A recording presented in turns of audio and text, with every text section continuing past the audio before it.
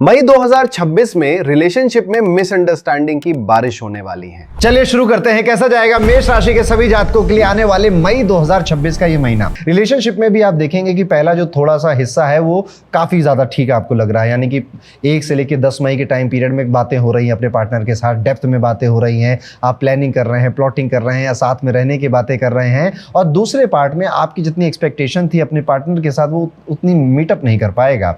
अगर आप शादीशुदा है तो छोटी मिसअंडरस्टैंडिंग इसी वजह से और भी बढ़ जाएंगी। फीलिंग कुछ है, कह कुछ रहे हैं, शब्द कुछ कह रहे हैं, इंसान मीन कुछ और कर रहा है। मिड ऑफ द मंथ के बाद यानी कि आप अप्रॉक्स लगा लीजिए 19 मई 20 मई के बाद आपकी जो इमोशनल साइड है वो काफी ओपन हो जाएगी। अब चलते हैं वीडियो में आगे और बात करते हैं वृषभ राशि के सभी जातकों के बारे में। वृषभ राशि वालों, रिलेशनशिप में ये महीना काफी रिवीलिंग हो सकता है। आपको लोगों की इंटेंशन ज्यादा क्लियरली समझ में आएंगी। आपका पार्टनर कुछ ऐसी छोटी मोटी बातें बोलेगा जो कि आपको ज्यादा इंपैक्ट करेंगे और आप बाद में भी उस बातों पे काफी सोचने लगोगे। जैसे आपकी गर्लफ्रेंड है और वो बोल दे कि यार मुझे ना अकेले रहने का बहुत मन करता है, ज्यादा परिवार के साथ रहने का मन नहीं करता, और बताओ तुम क्या खाने वाले हो। अब ये बात उसने ऐसे कही और निकल गई, लेकिन आपके दिमाग में रह गई कि यार मैं तो पूरी जिंदगी मम्मी पापा के साथ ही रहने का प्लान बना रखा था और ये कह रही है इसे नहीं रहना है, और फिर ये बात आपको खाएगी और फिर आप अपने रिलेशनशिप में और ज्यादा क्लैरिटी के लिए आगे बढ़ेंगे। ये मैंने एक एग्जांपल दिया है, ऐसी कई सारी चीजें आपके साथ हो सकती है आपके रिलेशनशिप में। अगर आप एक्सपेक्ट कर रहे हैं कि सामने वाला आपको बिना कहे कुछ समझ जाएगा तो नहीं होगा,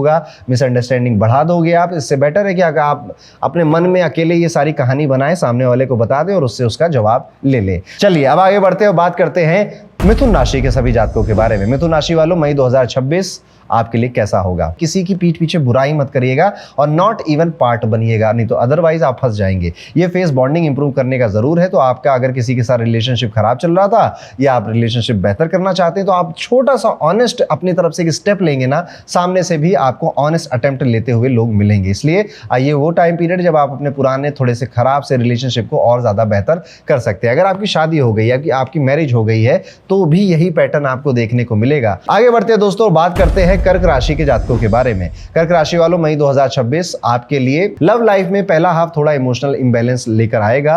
आप लड़ाई करोगे, झगड़ा करोगे, तू मैं करोगे, साइलेंट हो जाओगे, साइलेंट ट्रीटमेंट दोगे पार्टनर को, और छोटी छोटी मिसअंडरस्टैंडिंग बड़ी होती रहेंगी और 15 दिन आप इन्हीं सब चीजों में तामझाम में फंसे रह सकते हो। अगर आपने इस फेज में पेशेंस रखा तो सेकेंड हाफ सिचुएशन आपकी रिलेशनशिप की बेटर कर देगा, वरना पूरे महीने यही होने वाला है। तो अगर आप चाहते हैं कि ये सब लड़ाई झगड़े ना हो तो बहुत ज्यादा क्लैरिटी रखिए और ये वाला वीडियो अपने पार्टनर को भी सुना दीजिएगा कि इस महीने तैयार रहो, खूब झगड़ा होने वाला है। वीडियो में आगे बढ़ते हुए बात करते हैं शेर की राशि, दहाड़ की राशि, सिंह राशि के जातकों के बारे में। अब अगर रिलेशनशिप की बात करें तो ईगो क्लैशेस यहां पर भी हो रहे हैं। आप अपनी बात पे स्टैंड ले रहे हो तो सामने वाला कह रहा मैं भी पीछे नहीं हटूंगा, मैं भी स्टैंड लूंगा, और फिर यहीं पर क्लैश होगा। यहां प्रॉब्लम बात की नहीं है, बात टोन की है कि किस टोन में आप बोल रहे थे।